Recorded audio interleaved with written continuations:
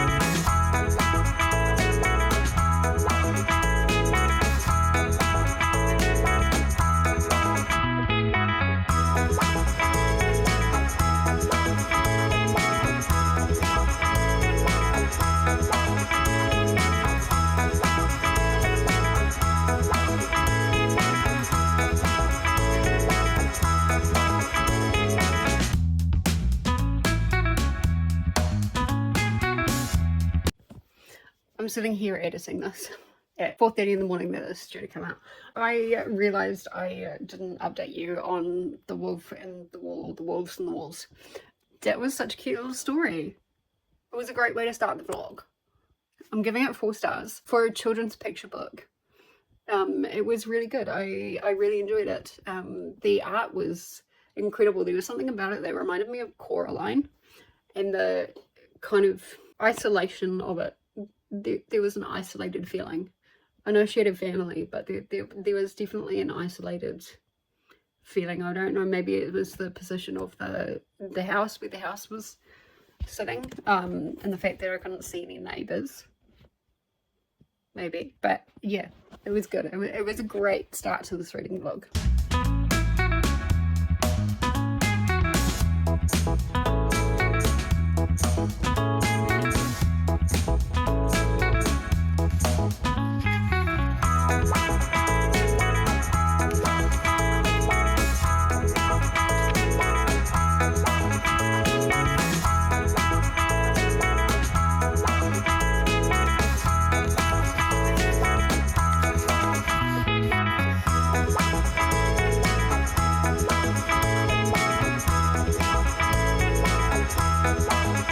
Let's talk about House of the Cerulean Sea. I really like this. I thought this was really cute. Very cozy. There was no real major villain, if you will. And so that was really nice. It was really nice to just sit down with something cozy. What I loved about the House in the Cerulean Sea was like the kind of found family that ended up happening. I mean, he was someone with not a lot of colour in his life. Linus was someone that didn't have a lot of colour in his life, and that was very, I don't know how TJ Klune did it, but that was very evident kind of from the first couple of chapters, and I was like, this is a wee bit boring. And then all of a sudden he arrives at this orphanage and at this town kind of right by the sea, and I could literally see an explosion of colour. You know, like when you can imagine things are happening in your head when you're reading them. Well, the first few chapters was in black and white and grey. And then kind of the further he got out, the more colour actually seeped in, and then all of a sudden it was just colour. And that, I think, will forever stay with me. when that happened. And the same thing happened when he went back to his job in the city. Like it went from colour like to kind of seeping out and going black and white and grey again.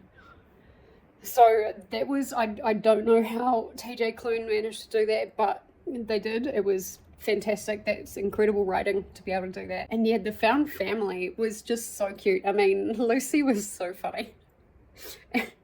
Lucy was probably one of my favourite characters. He was just so cute and funny. For a 6-year-old to be speaking, I mean, he was the Antichrist, spoiler alert. But like to be speaking so threateningly. But the fact that Arthur is just like, Arthur's the orphanage's, I guess, master kind of person, and Arthur is, there's a point where it's Arthur and Lucy, because Lucy's had some nightmares, and Arthur is just like, I'm here, you're safe, come back to me, and all of that. And Arthur is able to actually like bring him down from totally annihilating, you know, this orphanage because he's had a nightmare. And Linus kind of just catching the back of that. It was really good. Loved the imagery. I think what was really interesting as well was the theme of segregation, and I don't think it was shoved down your throat, but it definitely was there as like an undercurrent, because this orphanage is off on its own little island, and then you come to the mainland, and like these kids are kind of, I guess, supernatural. They're not human.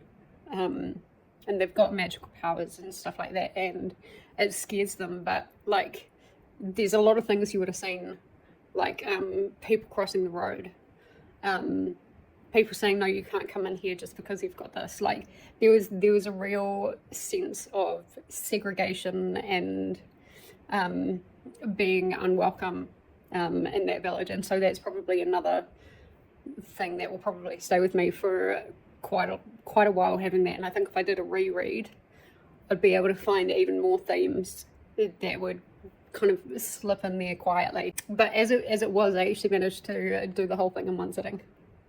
So yeah, once it gets going, once Linus actually moves out of the city, it's a wonderful, wonderful, wonderful story.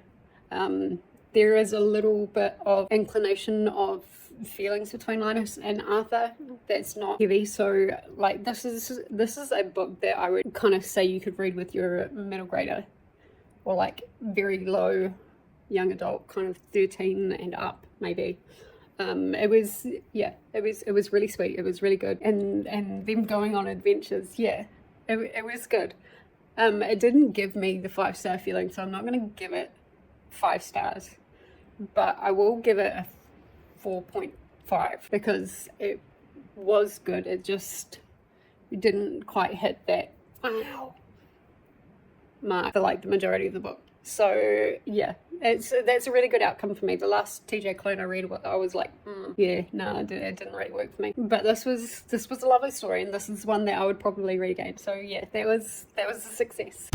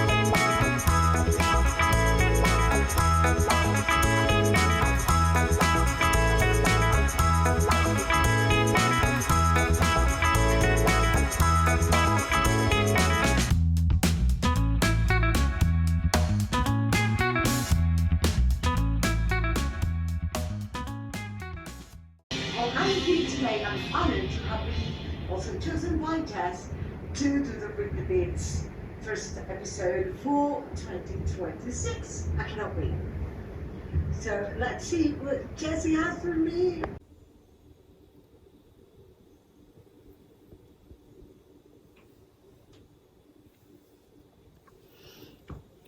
All right. Alright, so we're going to talk relatively quiet in this update because river is right there. Let's talk the Starless Sea. It was such a fantastic book. It was so much better than I originally thought it was going to be. I think the book...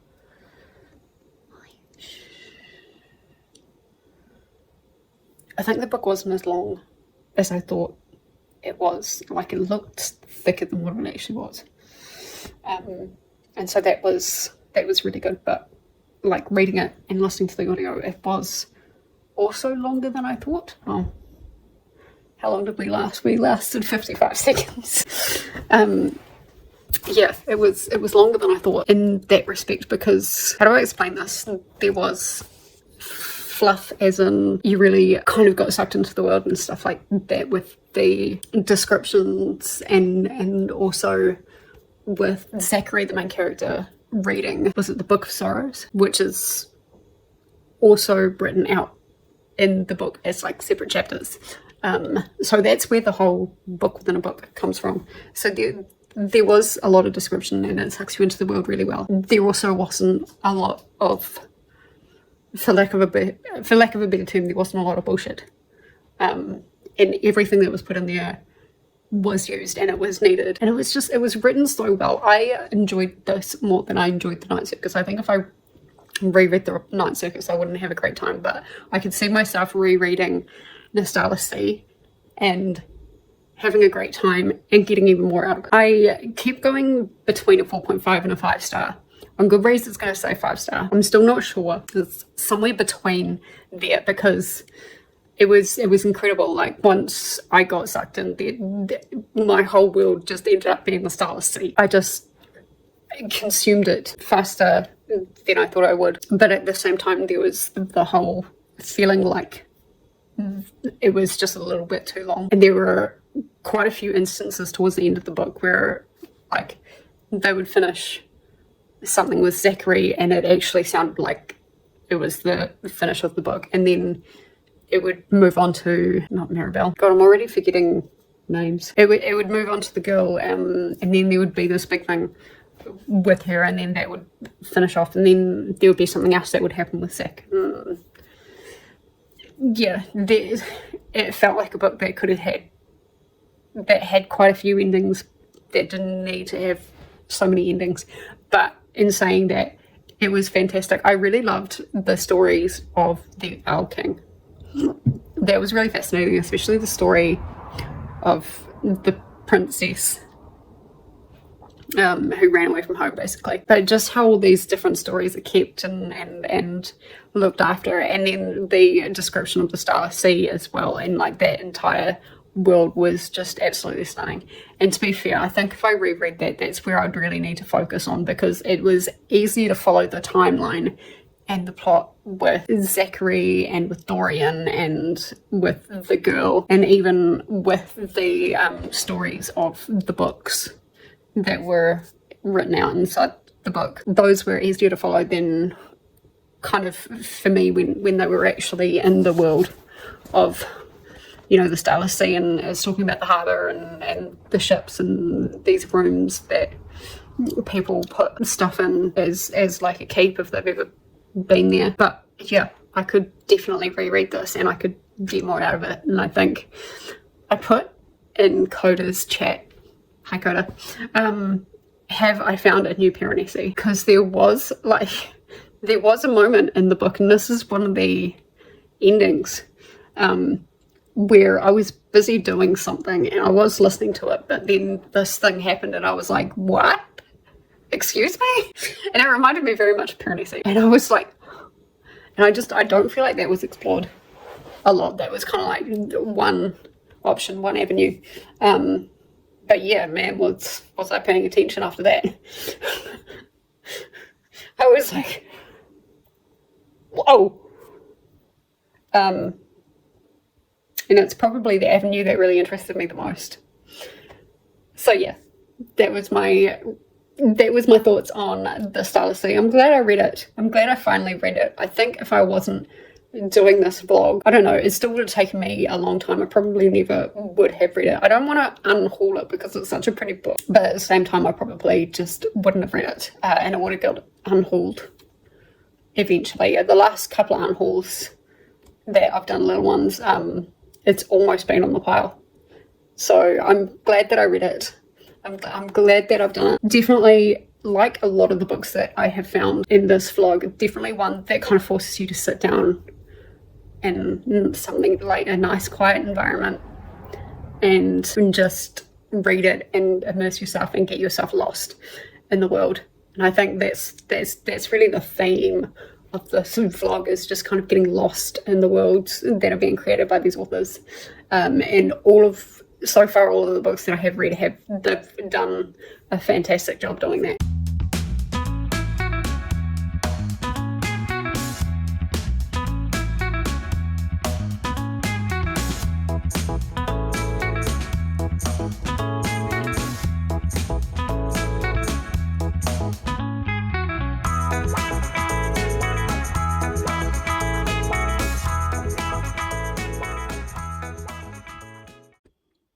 Can we talk about Robin Hood?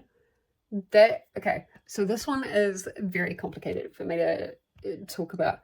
I managed to get my hands on the version by Robert Howard Pyle. I kind of knew this story about he stole from the rich to give to the poor, but the whole novel, that was almost 400 pages.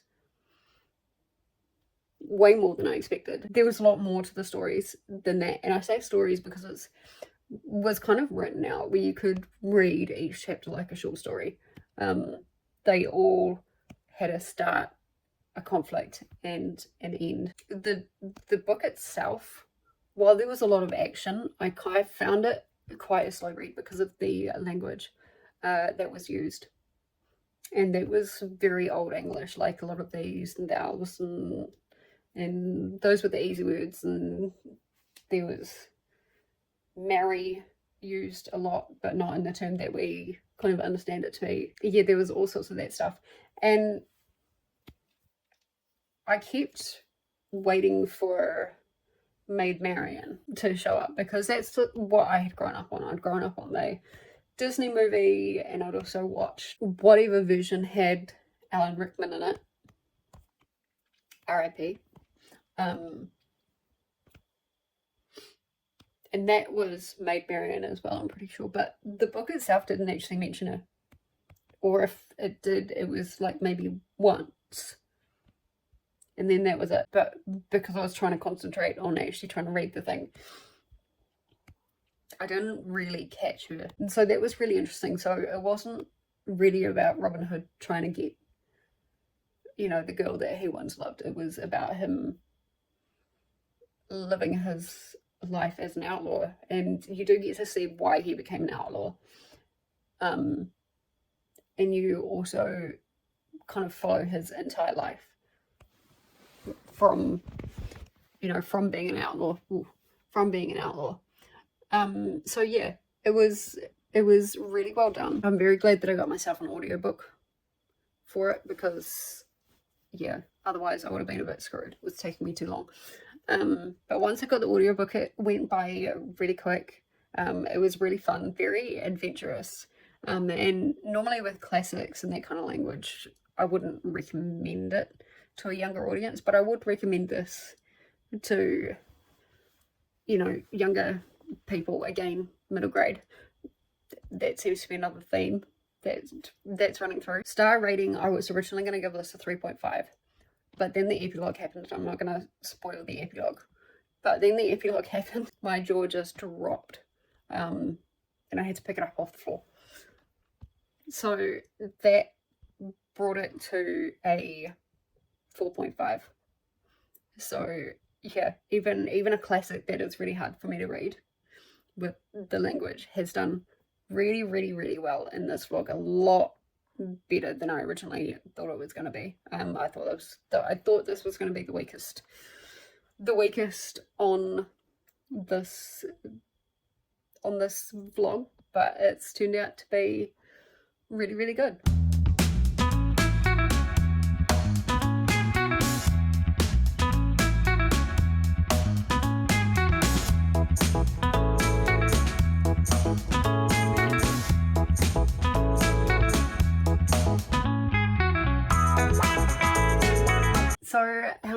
castle. That was so sweet. It was a lot sweeter than I anticipated. It was a really good break. I enjoyed it. I loved, there seems to be a theme of found family running throughout these books. And I loved it. Was it Calcifer? I loved Calcifer. He was so funny. And I hadn't actually seen the movie, To Howl's Moving Castle. I'm not really a fan of Studio Ghibli, but this was done so well. Definitely differences between the book and the movie, but the book itself was written very well, written for probably a middle grader to young adult, and I would definitely recommend that. I think when my niece gets a bit older, I'll definitely be buying her a copy of that book, and I want that book physically on my shelf. It was really good. Star rating 4.25 because I enjoyed it more than I thought it would. But again, it didn't give me that wow factor. It didn't totally suck me in. And saying that, I think I did it almost in one sitting. I may have done like a small part of it on a different day. The relationship between Sophie and Howl was quite cute as well. And how Howl, in the book, he starts off being very flamboyant. Like very flamboyant. Almost to the point where I think he's gay. But yeah, their little relationship developing was really cute. And you know, even after he becomes a brilliant little toad. The villain was quite a clear villain, and I wasn't really surprised. There was actually a couple of villains because of this whole war thing that is being fought.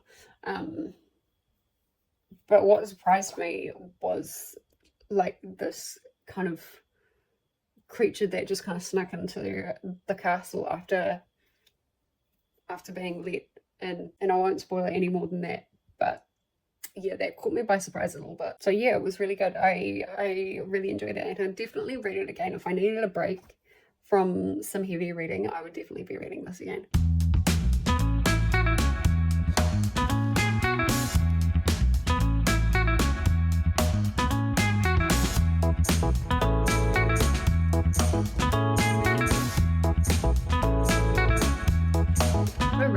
Fried green tomatoes at the Whistle Stop Cafe. This was an interesting book. It was fun. It was relatively light with some heavy themes in it, but for the most part, it was pretty light. It follows quite a few different people and quite a few perspectives, and a lot of different timelines, which was a bit of a mindfuck. But I did eventually get the hang of it. I'd say the comedic relief kind of came from Evelyn's perspective and Virginia's. Like Evelyn and Virginia's conversations, and then you know that kind of developed into a really good relationship from something that started with absolutely nothing, and Virginia was just like, I'm going to talk to you and you're going to listen. So yeah, that was a really fun perspective to follow. And then there were these like little snippets from newspapers from across America, mainly Alabama, but in different kind of areas in towns, and the newspaper, I'm guessing it's a newspaper, and Whistle Stop was really fun to read. The person that wrote it loved to complain about her husband, because it always ended up on her complaining about her husband. It was really fun.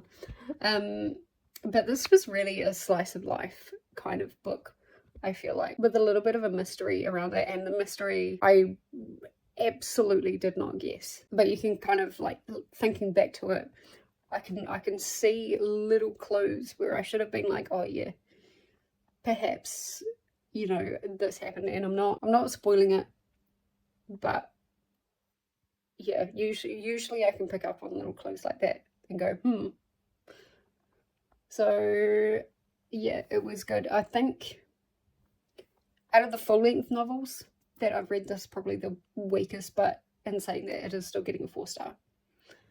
I still really enjoyed it. I realised that it's either a series or like there's more books kind of related to that town of Whistle Stop, but I don't feel the need to carry on with the series. It is a good book. I can see why it had a bit of a resurgence because it's older than I thought. It's kind of become like a modern classic, but I can see why a lot of people would have really enjoyed it, especially in the historical fiction community, especially with some of the themes that were running along with it, like acceptance, resilience, with all of these kind of books, you know, especially with the time that it was set in. It kind of went from the Great Depression up until the 80s. So there were a lot of things that happened. So obviously there was themes of grief and loss, but then getting back up and moving on with your life. There was a small element of a queer relationship, but it certainly wasn't kind of pushed upon the reader, and so I would say it was a very small element. But you could see clearly as that story unfolded that it was a queer relationship, but then they just kind of left it at that. So yeah, it was a good book, but just I don't feel like I need to continue on with the series.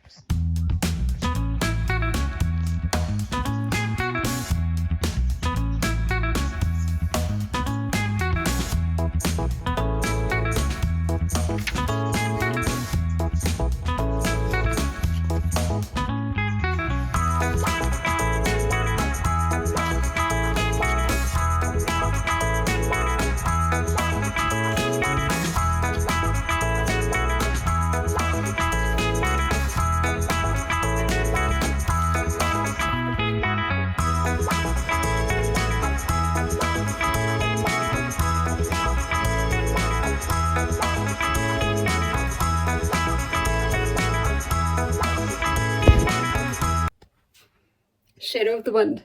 I thought it was kind of apt having half my face in shadow. 5 stars. Quite simply 5 stars. This is coming from someone that doesn't read thrillers, and this was a thriller, but the way it was written so well. There was so much attention to detail in the book, and without spoiling too much, it essentially follows Daniel, who gets introduced to the Cemetery of Lost Books, which is like not attached to this bookstore, but is kind of looked after by this bookstore owner. And he takes his son there and introduces him, and it's, you know, customary for, I guess, a book to adopt a person to go home with and be loved and not forgotten about anymore. And so there's this leather-bound book. All it says is Shadow of the Wind, and the author's name, Julian Carax. There's just so much attention to detail, but this kid, and he is a kid from the years of 10, 11 and up. He got so fascinated with this book, and this kind of sparked him wanting to know more about the author and the rest of the author's works, and why he can't find any more works from the authors, and the mystery behind that, and trying to find the author or find out more about the author. And it becomes this whole big thing that is a lot deeper than just a boy trying to find out about this author. There's a whole big thing. I don't want to spoil it. You need to read it. And I kind of caught they make out someone who's supposed to be a villain in the beginning of the book, and I knew kind of straight away that they weren't going to be the villain, but I didn't know who they were going to be. Like, they had to find out who it was, because this person was like, they were a character from the book. That's all I will say.